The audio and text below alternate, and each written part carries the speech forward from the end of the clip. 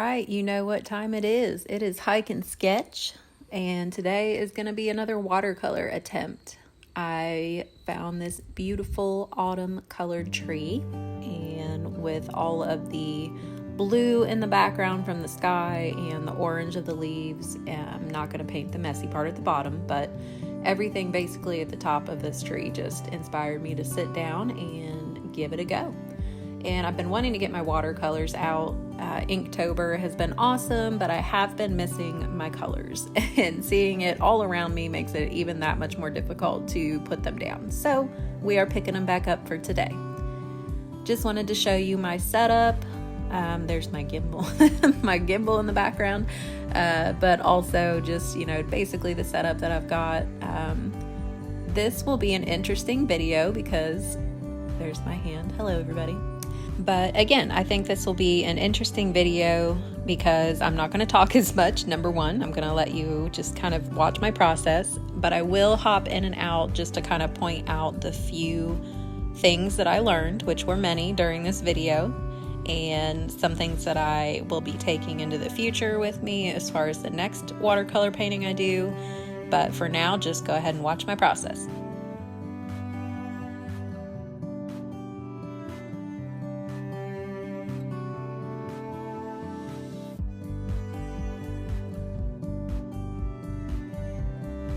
Hey, it's me again already.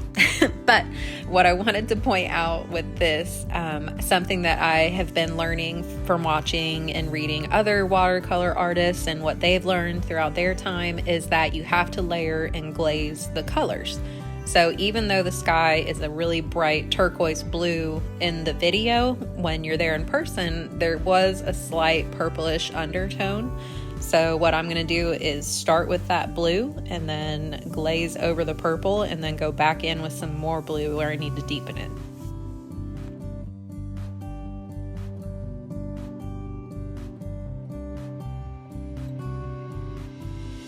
Also, this is where gravity enters the room, and she does not leave, and I do not learn until several steps later that I needed to take that into account. But again, just watch.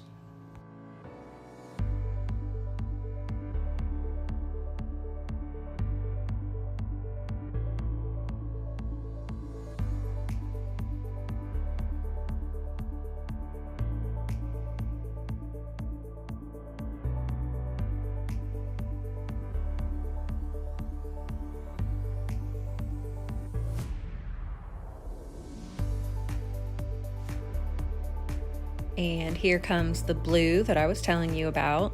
And I absolutely am 100% confident in my color choices here.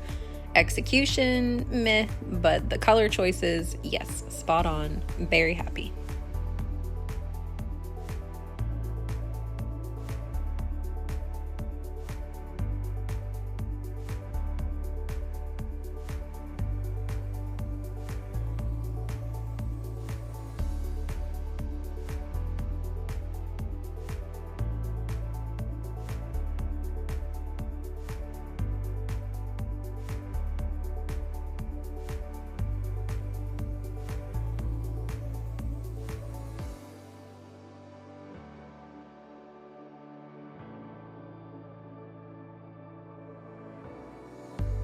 I find it interesting that subconsciously I knew that I needed to work in sections on this painting. I knew that if there was too much water, that the yellow from the tree would bleed into the purple and the blue in the sky and vice versa.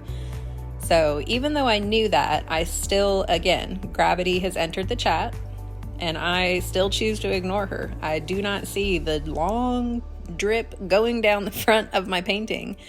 And Jurassic Park, where the guy is teaching her about water and causality.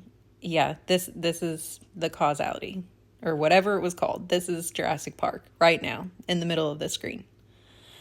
But it's fine because it's watercolor. And all you need to do is dry your brush off after you clean it. And it's just like, swipe, never happened. Swipe, we're fine. Swipe, look at the confidence. I know what I'm doing here. Just kidding. I don't know what I'm doing, but we're working on it. But again, nice thing with watercolor, just dry your brush off. If you get it quick enough, you can just basically rub it out. Just, that sounded terrible. You can basically just delete it off the page and, soak it up. Basically, you're getting the paint off of the canvas. So now, having learned about gravity the hard way, I am paying closer attention and deciding that while we are going to work in sections, and we have been working in sections, we're going to work in smaller sections than that even. So I'm wetting the canvas, which I should say paper, it's watercolor paper, but I'm wetting the paper as I go in the small sections. That way I can kind of disperse it, but why wouldn't I just lay this flat? I have no idea. I don't know why I did not think about it. I even think that the next time I do a painting like this of a tree with watercolor, I am going to tilt it, instead of portrait style, I'm going to tilt it to the side. That way the gravity can kind of let it bleed the direction it should be bleeding, which is into the tree and in between the leaves. So I'm going to try that. That's another thing for next time. And we're starting on the trunk, so time to be quiet.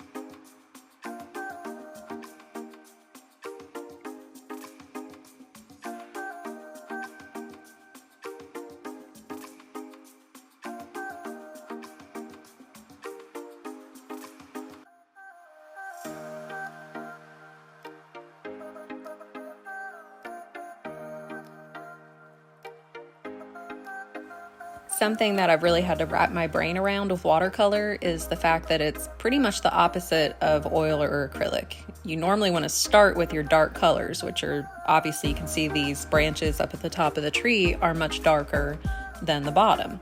And in my mind, I wanted to start dark and add the light, but again, watercolor is the opposite. You have to go light and just gradually darken areas. So it's still kind of interesting. I feel like it's tweaking a part of my brain that hasn't been tweaked yet, because you can't really do that with any other mediums. That was me getting hit in the face by a fly. But yeah, and so we move on. Starting to mix up my colors for the leaves now, and I'm super excited to get some more color onto this paper.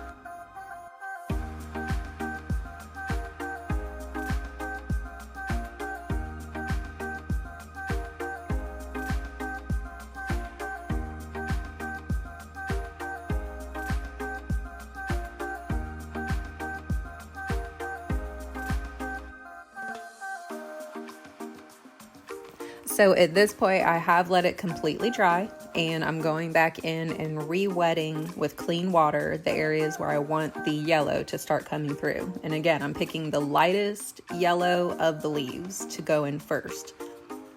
And my goal with this painting, obviously, is to keep continuing practicing with the medium in general. But I want to start getting that glowing from within look that you can get with watercolor that I really admire in some other artists. And again, layering from light to dark is pretty much how they get it, and just practicing here. So I do have a couple of mixtures. I'm going in with some darker yellow in a couple of areas where it is darker on the tree, and then I'm hoping I can go back in with some light yellow afterwards to kind of chunk it up in there and make it look like leaves.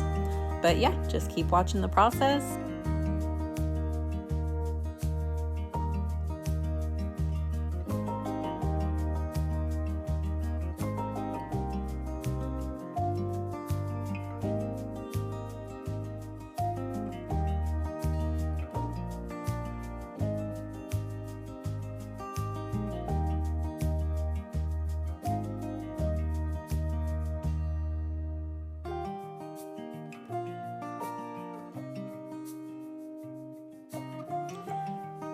Kaylee, no, why are we inside? What happened? Well, guys, I was outside, painting, enjoying the sunshine, and my phone ran out of storage. I just wanted everybody to know this because I have deleted apps for y'all, and now you get to watch this in a couple of progress pictures that I was able to take in the moment. Oh, and this tiny little short clip of me adding the dark details again to the trunk. But yeah, I had to delete 2 or 3 apps that I haven't used in a while, so no hard feelings. But I really, really, really am happy with the glow. Let's talk about the positives. I'm happy with the glow. I'm happy with, for the most part, the background, and then the choices of colors I did. Obviously, I'm pulling from nature and what I'm looking at, but you also have to kind of fine tune it and use complementary colors so they stand out better. And I think I did a good job of that, especially with the sky and the tree. And yeah, so we learned several things. Gravity taught us several things, and we have a finished painting. I'm going to call it finished because I like it, and I'm not going to keep messing with it and ruin it. So it's done, and I'm happy with it. As always, thank you for watching, and please like and subscribe. Bye.